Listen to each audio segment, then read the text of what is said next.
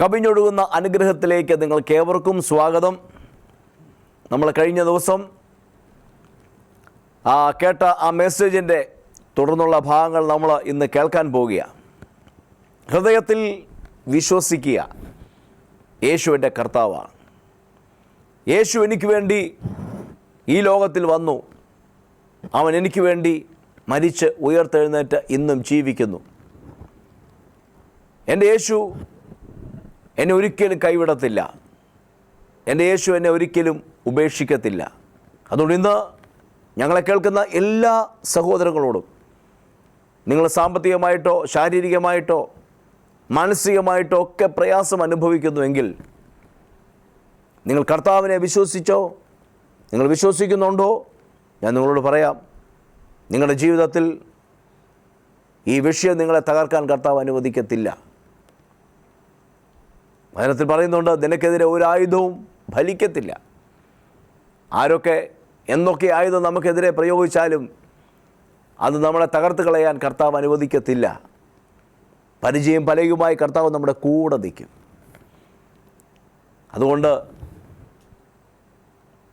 നമുക്കിന്നത്തെ വചനത്തിലേക്ക് നമുക്ക് പ്രവേശിക്കാം. പ്രാർത്ഥനയോടെ പ്രവേശിക്കാം. കർത്താവേ, എന്നോട് സംസാരിക്കണം. അങ്ങനെ പ്രാർത്ഥിച്ചാൽ നിങ്ങൾക്ക് വേണ്ടുന്ന മന്ന കർത്താവ് നിങ്ങൾക്ക് തരും. നിങ്ങളുടെ വിഷയം എന്താണോ ആ വിഷയം നിങ്ങളോട് കർത്താവ് ഇന്ന് സംസാരിക്കും. എൻ്റെ വിടുതലിൻ്റെ ആ വഴി കർത്താവ് നിങ്ങളോട് സംസാരിക്കും. നമുക്ക് പ്രാർത്ഥനയോടെ ദൈവവചനത്തിലേക്ക് നമുക്ക് പ്രവേശിക്കാം. കർത്താവ് അനുഗ്രഹിക്കട്ടെ.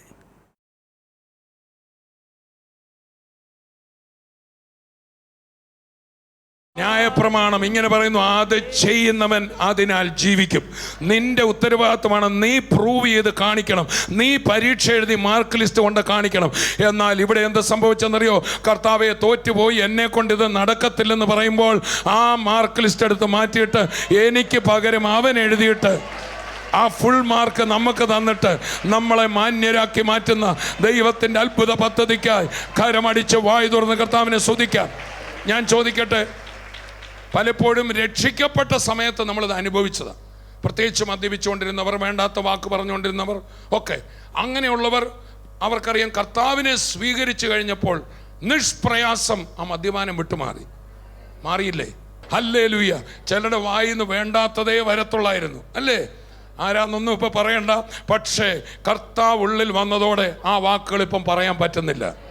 നിങ്ങളുടെയും എൻ്റെ ശ്രമം കൂടാതെ എന്നെയും നിങ്ങളെയും ഒരത്ഭുതമാക്കി മാറ്റിയ കർത്താവിൻ്റെ, ഞാൻ പറയുന്നത്, അന്ന് നമ്മൾ അങ്ങനെ ആശ്രയിച്ചെങ്കിൽ ഇന്ന് രക്ഷിക്കപ്പെട്ട നമ്മൾ പലപ്പോഴും അതുപോലെ ആശ്രയിക്കുന്നില്ല, വിശ്വസിക്കുന്നില്ല.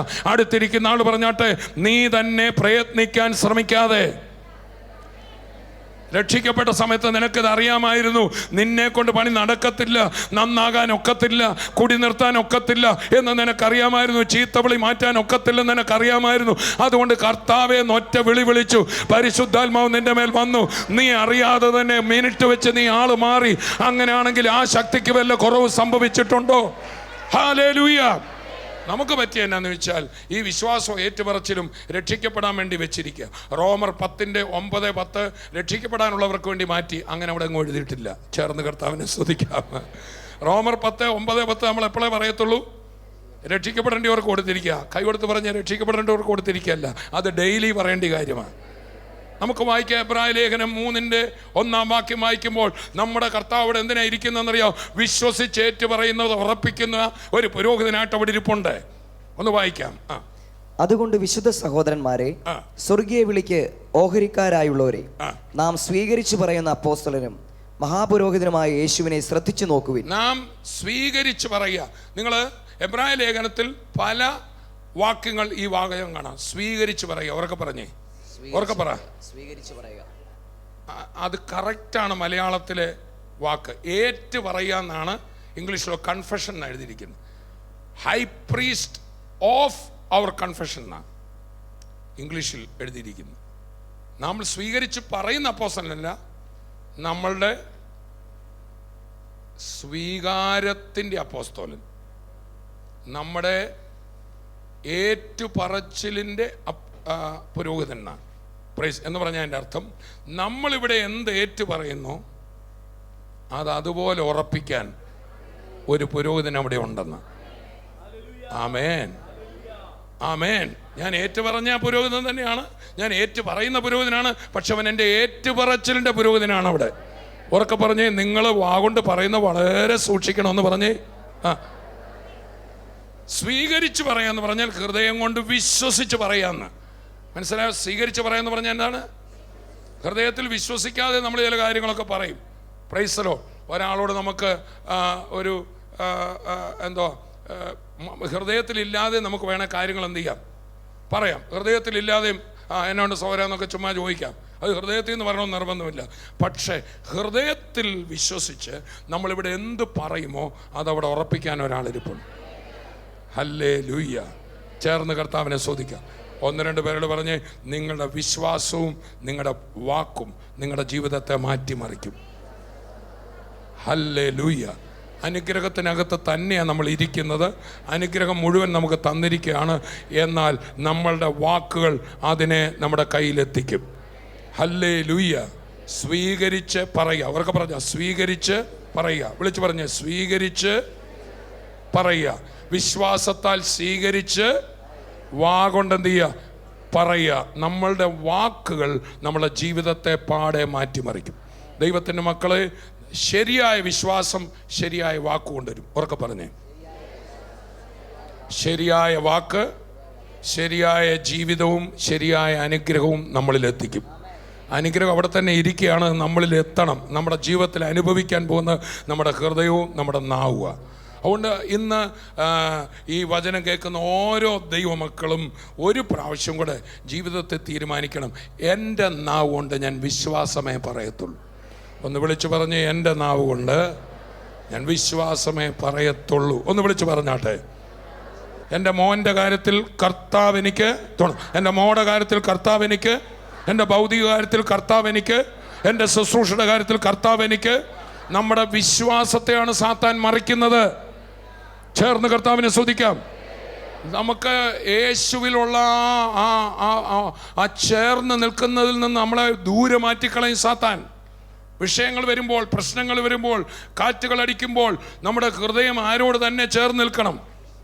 കർത്താവിനോട് ചേർന്ന്. ഹൃദയം നിറഞ്ഞ് കവിയുന്നല്ലോ വായ സംസാരിക്കും. നമുക്ക് ഹൃദയത്തിനകത്ത് കർത്താവിലുള്ള ആ വിശ്വാസം ഒരു സാഹചര്യത്തിലും പോകാതെ നമ്മൾ വീണ്ടും വിശ്വസിക്കണം. എല്ലാവരും ഞാൻ വിശ്വസിക്കാൻ തീരുമാനിച്ചിരിക്കും, ഞാൻ വിശ്വസിക്കാൻ തീരുമാനിച്ചിരിക്കും. ഏത് പ്രതിസന്ധിയിലും ഞാൻ വിശ്വസിച്ച് കൊണ്ടേയിരിക്കും. വീണ്ടും ഞാൻ വിശ്വസിക്കും. വിശ്വസിക്കും തോറും അത്ഭുതങ്ങൾ നമ്മുടെ ജീവിതത്തിൽ വന്നുകൊണ്ട്. അപ്പം സാത്താൻ മറിക്കാൻ നോക്കുന്ന നമ്മുടെ ഏത് ഭാഗത്തെയാണ് പറഞ്ഞാട്ട്? വിശ്വാസത്തെയാണ്. വിശ്വാസത്തെയാണ്. വിശ്വാസം അറിയുന്നത് കൊണ്ടാണ് നമ്മുടെ സ്റ്റെപ്പുകൾ തരുന്നത്. വിശ്വാസം അറിയുന്നത് കൊണ്ടാണ് നമ്മുടെ വായിൽ നിന്ന് വേണ്ടാത്തത് വരുന്നത്. വിശ്വാസം അറിയുന്നിടത്താണ് പിശാച് മുതലെടുക്കുന്നത്. എന്നാൽ ഹൃദയത്തിലൊന്ന് വിശ്വസിച്ച് നോക്കി, നീ നിവരെ നിൽക്കും. വിശ്വസിക്കുന്നവൻ ലജ്ജിച്ച്, ഒന്ന് പറഞ്ഞ വിശ്വസിക്കുന്നവൻ. അപ്പൊ നമ്മുടെ വിശ്വാസത്തിനിട്ടാണ് ആര് നോക്കുന്നത്? സാത്താൻ നോക്കുന്നത്. നമ്മുടെ വിശ്വാസത്തെ, നമ്മുടെ ഏറ്റുപറച്ചില് തകർക്കാനാണ് സാത്താൻ നോക്കുന്നത്. എന്നാൽ ഇന്ന് പകൽ ദൈവത്തിൻ്റെ മക്കളുടെ ഹൃദയം കർത്താവിൻ്റെ വിശ്വാസത്തിൽ ഉറച്ചിരിക്കട്ടെ. ഞാൻ ചെയ്ത കാര്യങ്ങളല്ല എൻ്റെ ധൈര്യം, ഞാൻ വിശ്വസിക്കുന്ന കാര്യങ്ങളാണ് എൻ്റെ ധൈര്യം. ഒന്ന് വിളിച്ചു പറഞ്ഞേ, ഞാൻ ചെയ്ത കാര്യങ്ങളല്ല എൻ്റെ ധൈര്യം. Price the Lord. ഞാൻ വിശ്വസിക്കുന്ന കാര്യമാണ് എൻ്റെ ധൈര്യം. അപ്പോൾ തന്നെ നിന്റെ ജീവിതത്തിൽ വന്ന കുഴപ്പങ്ങൾ, വീഴ്ചകൾ നിന്റെ ധൈര്യം കെടുത്തരുത്.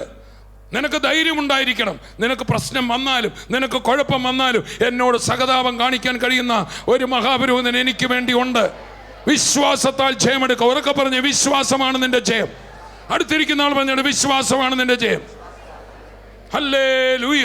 അതുകൊണ്ടാണ് എല്ലായിടത്തും ഞങ്ങളെ ജയോത്സവമായി നടത്തുകയും യേശുക്രിസ്തു മുഖേന എല്ലായ്പ്പോഴും ഞങ്ങളെ കൊണ്ട് തൻ്റെ പരിജ്ഞാനത്തിൻ്റെ വാസന വെളിപ്പെടുത്തുകയും ചെയ്യുന്ന ദൈവത്തിന് സ്തോത്രം. യേശുക്രിസ്തുവിൽ വിശ്വസിക്കുന്ന നീ ജയാളിയാണ്. ചേർന്ന് കർത്താവിനെ സ്തുതിക്കാം. ലോകത്തെ ജയിച്ച ജയമോ നമ്മുടെ. അപ്പം നിന്റെ വിശ്വാസത്തിനിട്ടാണ് സാത്താൻ നോക്കുന്നത്.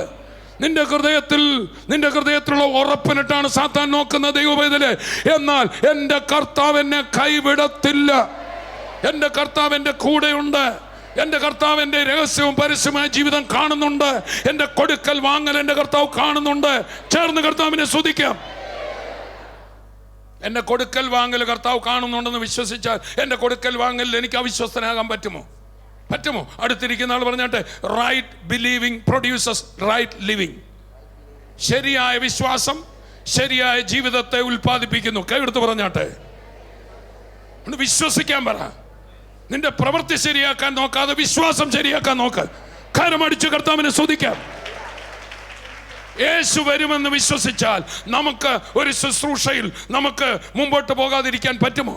യേശു വരുമെന്ന് വിശ്വസിച്ചാൽ തകരുന്ന ഒരാൾക്ക് വേണ്ടി പ്രാർത്ഥിക്കാതിരിക്കാൻ പറ്റുമോ? യേശു കൂടെയുണ്ടെന്ന് വിശ്വസിച്ചാൽ, പരിശുദ്ധാത്മാവിൻ്റെ കൂടെയുണ്ടെന്ന് വിശ്വസിച്ചാൽ എനിക്ക് വേണ്ടാത്തത് നോക്കാൻ പോകാൻ പറ്റുമോ? പറ്റുമോ? നിങ്ങളുടെ മുമ്പിൽ എനിക്ക് വിശുദ്ധനാകാം. എൻ്റെ രഹസ്യ ജീവിതത്തിൽ ഞാൻ ചെയ്യുന്നത് നിങ്ങൾ കാണുന്നില്ല, ഉണ്ടോ? എനിക്ക് സ്റ്റേജിൽ വന്ന് നിങ്ങളുടെ മുമ്പിൽ എന്നും കാണിക്കാം. പക്ഷേ എൻ്റെ രഹസ്യ ജീവിതം കാണുന്ന ഒരു കർത്താവുണ്ടെന്ന് കണ്ടാൽ, എൻ്റെ വാക്ക്, ഞാൻ എൻ്റെ ഫോൺ കൈകാര്യം ചെയ്യുമ്പോൾ, ഞാൻ കമ്പ്യൂട്ടറിൽ ഇരിക്കുമ്പോൾ, സ്തോത്രം, ഇന്ന് വിരൽ തുമ്പിൽ വരെ പാപം എവിടെ വേണമെങ്കിലും ലഭിക്കും. മനസ്സിലാവുന്നുണ്ടോ? നമ്മുടെ ഇൻ്റർനെറ്റ് വഴി നമ്മുടെ വിരൽ തുമ്പിൽ.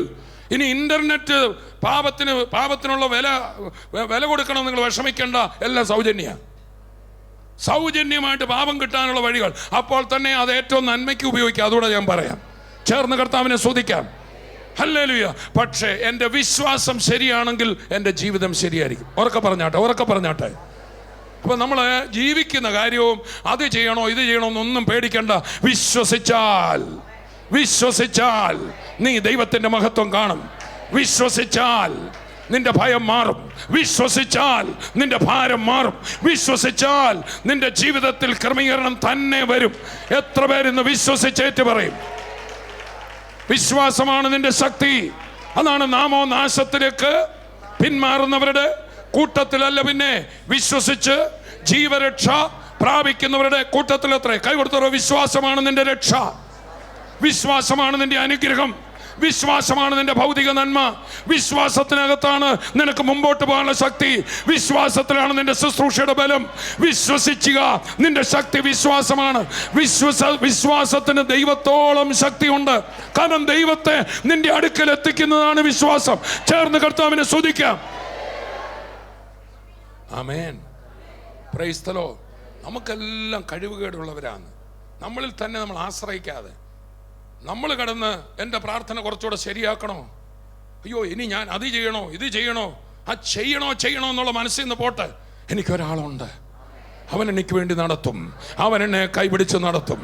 പ്രിയപ്പെട്ടവരെ, നമ്മളും കുറവുള്ളവരാ. വേറെ ആരുടെയും കുറവ് നമ്മൾ നോക്കണ്ട, അവരും കുറവുള്ളവരാ. ഇവിടെ ആരുമില്ലെന്നേ പൂർണ്ണര്.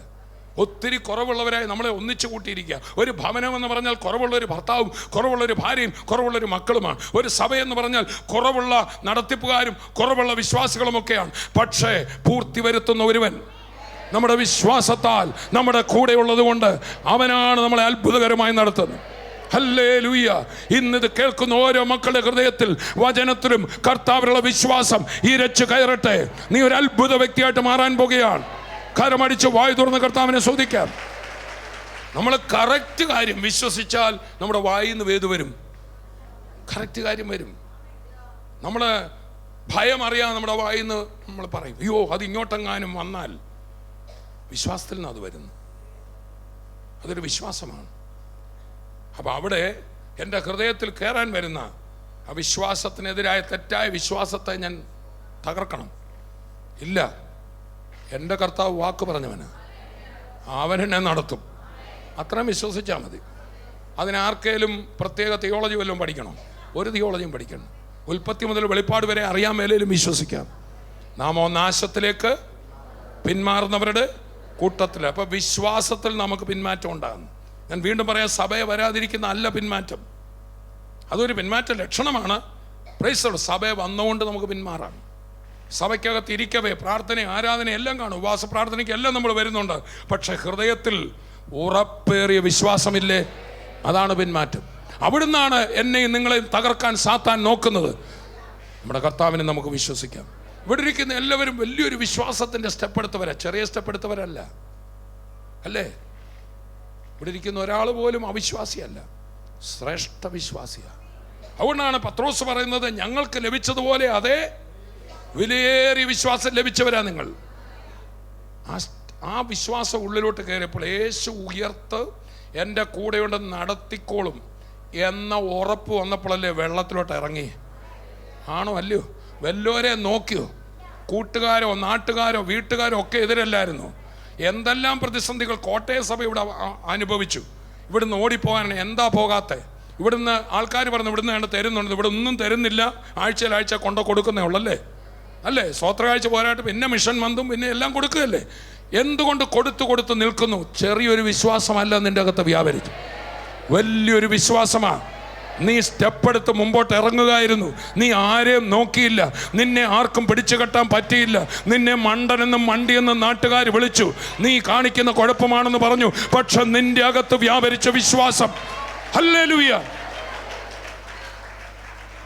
സ്റ്റെപ്പ് എടുത്തവരല്ലേ ഇവിടെ ഇരിക്കുന്ന ഓരോരുത്തരും ആണെന്ന് കൈ ഉയർത്തി കാണിച്ച്. ഇപ്പോഴും നമുക്ക് കോട്ടയത്ത് ഇതൊരു വാടക സ്ഥലത്തല്ലേ, വല്ലോം കണ്ടോണ്ടാണ് ഒക്കെ എടുത്ത് പറഞ്ഞത്, എന്നോ കണ്ടോണ്ടാ ഈ പോക്കെന്ന് ചോദിച്ചു.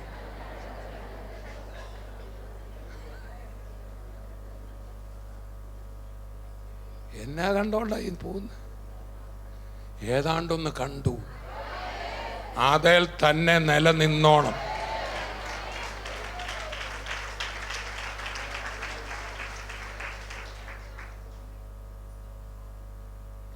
Price the Lord. ആ വിശ്വാസത്തിൽ നിലനിൽക്കണം കേട്ടോ, ആ വിശ്വാസത്തിൽ നിലനിൽക്കണം. ഇറങ്ങിയപ്പോൾ ഉണ്ടായിരുന്ന ഒരു സാധനമില്ലേ, ഉണ്ടോ? അവൻ ലജ്ജിച്ച് പോകുകയില്ല. അവരുടെ മുഖം വാടത്തില്ല. അവർക്ക് എന്തെല്ലാം സംഭവങ്ങൾ ഉണ്ടായാലും, പലതും പ്രതീക്ഷിച്ചത് നടന്നില്ലെങ്കിലും, അവരുടെ അകത്ത് ആ വിശ്വാസം അവരെ മുമ്പിൽ, ആ വിശ്വാസത്തിൽ നിന്ന് വാകൊണ്ടെന്ന് പറഞ്ഞ് നിന്റെ നാവിൽ നിന്ന് വരുന്ന ഓരോന്നും അത്ഭുതം പ്രവർത്തിക്കും. നമ്മുടെ ഏറ്റുപറച്ചിലിൻ്റെ അപ്പോസ്തലൻ, ഉറക്കെ പറഞ്ഞ്, ഏറ്റുപറച്ചിലിൻ്റെ അപ്പോസ്തലൻ. നമ്മുടെ വാഗൊണ്ട് ഇന്ന് മുതൽ നമുക്ക് വീണ്ടും തീരുമാനിക്കാം, ഞാൻ വിശ്വാസം പറയും. ഉറക്കെ പറഞ്ഞേ, ഒന്ന് എഴുന്നേറ്റ് എന്ന് പറഞ്ഞേ, ഞാൻ വിശ്വാസം പറയും. ഉറക്കെ പറഞ്ഞേ. ആ വാക്യം ഞാൻ വീണ്ടും പറയാം. നാമോ നാശത്തിലേക്ക്, എബ്രായ ലേഖനം 10 ഒടുവാണ്. നാമോ നാശത്തിലേക്ക് പിന്മാറുന്നവരുടെ കൂട്ടത്തിൽ. ഉറക്കെ പറഞ്ഞാട്ടെ, ഞാനോ, ഉറക്കെ പറ, ഞാനോ നാശത്തിലേക്ക് പിന്മാറുന്നവരുടെ കൂട്ടത്തിലല്ല, പിന്നെ വിശ്വസിച്ച് ജീവരക്ഷ പ്രാപിക്കുന്നവരുടെ കൂട്ടത്തിലത്രേ എന്ന് പറഞ്ഞിട്ട് അടുത്ത വാക്യത്തിൽ എബ്രായർ 11 പറയാണ്, വിശ്വാസം എന്നതോ ആശിക്കുന്നതിൻ്റെ ഉറപ്പും കാണാത്ത കാര്യങ്ങളുടെ നിശ്ചയം. അടുത്തിരിക്കുന്ന ആൾ പറ, ഒന്നും കണ്ടോണ്ടല്ല ഞാൻ പോകുന്നത്. Hallelujah, hallelujah. യേശു ഉയർത്തെഴുന്നേറ്റത് ഇവിടെ വല്ലവരും കണ്ടോ? ഞാൻ കണ്ടില്ല. യേശു സ്വത്രം പിതാവിൻ്റെ വലത്തുഭാഗത്തിരിക്കുന്ന വല്ലവരും കണ്ടോ? ഞാനും കണ്ടില്ല, നിങ്ങളും കണ്ടില്ല. പക്ഷേ ഈ കാര്യം കണ്ടവരെ പോലെ ചാടി ഇറങ്ങിയോ? ലജ്ജിക്കത്തില്ല കുഞ്ഞെ. കൈ കൊടുത്ത ഈ വിശ്വാസത്തിൽ നിലനിൽക്കാൻ പറ. രക്ഷിക്കപ്പെട്ടപ്പോഴത്തെ ആ വിശ്വാസത്തിൽ, ആ എടുത്തിയാടിയ വിശ്വാസത്തിൽ, ആ മണ്ടനാകുന്ന വിശ്വാസത്തിൽ, ആ മണ്ടിയായ വിശ്വാസത്തിൽ. ഏതാ വിശ്വാസ? കൈ കൊടുത്തവരെ രക്ഷിക്കപ്പെട്ടപ്പോൾ ഒരു മണ്ടനാകുന്ന വിശ്വാസം ഉണ്ടായിരുന്നല്ലോ, പിടിച്ചാൽ നിൽക്കാത്തൊരു വിശ്വാസം ഉണ്ടായിരുന്നല്ലോ. അത് അകത്തുനിന്ന് എങ്ങും പോയിട്ടില്ല. അതൊന്നുകൂടെ ഒന്ന് ആക്ടിവേറ്റഡ് ആയിട്ട് എടുത്തേ. എൻ്റെ കർത്താവ് നടത്തും. ആൾക്കാർ വന്നവരെ ഇറങ്ങിയല്ലോ, ഇനിയിപ്പോൾ എന്താ കാര്യങ്ങളൊക്കെ എങ്ങനെ ആവും? പിള്ളേർ 2-3 ഇല്ലേ? അത് ആ ഇറങ്ങിയപ്പം പറഞ്ഞ അതേ കാര്യം ഏറ്റുപറച്ചിൽ അവിടെ പറയണം. ഹല്ലേലൂയ. രക്ഷിക്കപ്പെട്ടപ്പം മാത്രം ഉപയോഗിക്കാനുള്ള അല്ല. റോമർ 10:9-10 എപ്പോഴും ഉപയോഗിക്കണം. യേശുവിനെ കർത്താവെന്ന് വായ് കൊണ്ട് ഏറ്റുപറയും. ദൈവനെ മരിച്ചവൻ ഉയർപ്പിച്ചു എന്ന് വിശ്വസിക്കുകയും ചെയ്താൽ നീ രക്ഷിക്കപ്പെടുമെന്ന് റോമ സഭയോടാ പറയുന്നേ. അല്ലാതെ അങ്ങനെ പറഞ്ഞപ്പോഴാണ് നീ രക്ഷിക്കപ്പെട്ടെന്നല്ല. ഓരോ സെക്കൻഡിലും നിന്റെ ചെറുതും വലുതുമായ കാര്യത്തിൽ യേശുവാണ് എൻ്റെ കർത്താവ്. എന്താ പറയണം? നിന്റെ ഏറ്റുപറച്ചിൽ, നിന്റെ നാവേലാണ് നിന്റെ ജയം. നിന്റെ വിശ്വസിച്ച് നാവ് കൊണ്ട് പറയുന്ന വാക്കിന്മേലാണ് നിന്റെ ജയം. അതിനെ പിടിക്കാനാ സാത്താൻ നോക്കുന്നത്. നിന്റെ കാലല്ല ഇടറുന്ന, നാവാണ് ഇടറുന്നത്. കൈ കൊടുത്തവരെ സഹോദര, നിന്റെ കാലല്ല ഇടറാതെ നോക്കേണ്ടത്, നിന്റെ നാവാണ് ഇടറാതെ നോക്കേണ്ടത്. നിന്റെ നാവിലാണ് നിന്റെ ശക്തി, നിന്റെ നാവിലാണ് നിന്റെ ബലം. കരങ്ങൾ തട്ടി വായ് തുറന്ന് കർത്താവിനെ സ്തുതിക്കാം. എല്ലാം നന്മയ്ക്കാ. എൻ്റെ കർത്താവ് എൻ്റെ ജീവിതത്തിൽ ദോഷമായിട്ടൊന്നും ചെയ്യത്തില്ല. നമുക്ക് പ്രാർത്ഥിക്കാം. കർത്താവെ, അങ്ങനെ പറയുവാൻ എനിക്ക് കൃപ തരണമേ എന്ന് പ്രാർത്ഥിക്കാം. എൻ്റെ വായിൽ നിന്ന് നല്ല വാക്കുകൾ മാത്രം പറയാൻ. നിങ്ങൾ അനുഗ്രഹം അനുഭവിക്കാൻ വിളിക്കപ്പെട്ടവരാകിയാൽ അനുഗ്രഹിക്കുന്നവരായിരിക്കും. എല്ലാവരെയും അനുഗ്രഹിക്കുവാൻ, എല്ലാവരുടെയും ജീവിതത്തിൽ അവരെ ബലപ്പെടുത്തുന്ന വാക്കുകൾ പറയുവാൻ കർത്താവെ എന്നെ സഹായിക്കണമേ എന്ന് നമുക്ക് പ്രാർത്ഥിക്കാം. നമുക്ക് നമ്മുടെ കണ്ണുകളെ ഒരു നിമിഷം അടയ്ക്കാം. അപ്പോൾ തന്നെ ഇന്ന് ശാരീരികമായി ബുദ്ധിമുട്ട് അനുഭവിക്കുന്ന പലരും ഇന്നെന്നെ കേൾക്കുന്നുണ്ട്. ആർത്തറൈറ്റിസ് വന്ന് കൈകാലുകൾക്കെല്ലാം പ്രയാസം അനുഭവിക്കുന്ന ആരും എന്നെ കേൾക്കുന്നുണ്ട്. കർത്താവ് നിങ്ങളെ സൗഖ്യമാക്കും. സ്ട്രോക്ക് വന്ന് ഒരു വശത്ത് പ്രയാസം അനുഭവിക്കുന്ന, നാവിന് സംസാരം ക്ലിയർ അല്ലാതെ ഇപ്പോഴും സംസാരിക്കാൻ ബുദ്ധിമുട്ട് അനുഭവിക്കുന്ന ആരൊക്കെ എന്നെ കേൾക്കുന്നുണ്ട്. കർത്താവ് നിങ്ങളെ സൗഖ്യമാക്കാൻ പോകുക. നമുക്ക് നമ്മുടെ കണ്ണുകളെ അടയ്ക്കാം, പ്രാർത്ഥിക്കാം. യേശുവേ, ഞങ്ങൾ ഒരുമിച്ച് ചേർന്ന് പ്രാർത്ഥിക്കുന്നു. എൻ്റെ കർത്താവെ, അങ്ങ് ഞങ്ങൾക്ക് വേണ്ടി വന്ന് മരിച്ച ഉയർത്തെഴുന്നേറ്റ് ഞങ്ങളുടെ അനുഗ്രഹത്തിനായിട്ടാണല്ലോ ജീവിക്കുന്നത്. യേശുവേ, ഇന്ന് ഞങ്ങളെ കേൾക്കുന്ന എല്ലാവർക്കും വേണ്ടി പ്രാർത്ഥിക്കുന്നു. ശാരീരികമായി മാനസികമായി പ്രയാസം അനുഭവിക്കുന്ന അനേകർ കേൾക്കുന്നുണ്ട്. മനസ്സിൻ്റെ ഭാരങ്ങളെല്ലാം മാറട്ടെ. സകല ബുദ്ധിയെയും കവിയുന്ന സമാധാനവും സന്തോഷവും എല്ലാ ഉള്ളങ്ങളിലും വരട്ടെ. വലിയ പ്രത്യാശ അവരുടെ ഉള്ളിൽ വരട്ടെ. യേശു ജീവിക്കുന്നതുകൊണ്ട് എൻ്റെ ഭവനത്തിലും അനുഗ്രഹവും ഉയർച്ചയും വരുമെന്നുള്ള ധൈര്യം അവർക്കുണ്ടാകട്ടെ. അപ്പോൾ തന്നെ ശാരീരികമായി പ്രയാസം അനുഭവിക്കുന്നവർക്ക് വേണ്ടി പ്രാർത്ഥിക്കുന്നു. കർത്താവിൻ്റെ കരം തുടരണം. കർത്താവ്, സ്ട്രോക്ക് വന്ന് പ്രയാസം അനുഭവിക്കുന്ന വ്യക്തിക്ക് വേണ്ടി പ്രാർത്ഥിക്കുന്നു. സൗഖ്യമാകട്ടെ, സൗഖ്യമാകട്ടെ, ജീവൻ വ്യാപരിക്കട്ടെ എന്ന് പ്രാർത്ഥിക്കുന്നു. അപ്പോൾ തന്നെ ആർത്തറൈറ്റിസ് സൗഖ്യമാകട്ടെ. ഞരമ്പുകളിൽ ജീവൻ വ്യാപരിക്കട്ടെ. ബ്ലഡിൻ്റെ കൗണ്ടുകൾ നോർമലാകട്ടെ. യേശുവിൻ്റെ നാമത്തിൽ എല്ലാ അലർജികളും വിട്ടുമാറട്ടെ. ട്യൂമറുകൾ അപ്രത്യക്ഷമാകട്ടെ. ആ വ്രണങ്ങൾ ഇപ്പോൾ തന്നെ സൗഖ്യമാകട്ടെ എന്ന് കൽപ്പിക്കുന്നു. കൈകാലുകൾ ചലിക്കട്ടെ യേശുവിൻ്റെ നാമത്തിൽ. അപ്പോൾ തന്നെ കർത്താവെ, കടഭാരത്താൽ പ്രയാസം അനുഭവിക്കുന്നവരുണ്ട്. കർത്താവിൻ്റെ കരം തുടരണമേ. അത്ഭുത വിടുതൽ വരട്ടെ. കർത്താവ് അത് ചെയ്തതിനായി സ്തോത്രം. വിടുവിച്ചിരിക്കുക നന്ദി, സൗഖ്യമാക്കിയിരിക്കുക നന്ദി. യേശുവിൻ്റെ നാമത്തിൽ തന്നെ ആമേൻ. കർത്താവ് നിങ്ങളെ ധാരാളമായി അനുഗ്രഹിക്കട്ടെ. നമുക്ക് വീണ്ടും കാണാം. God bless you.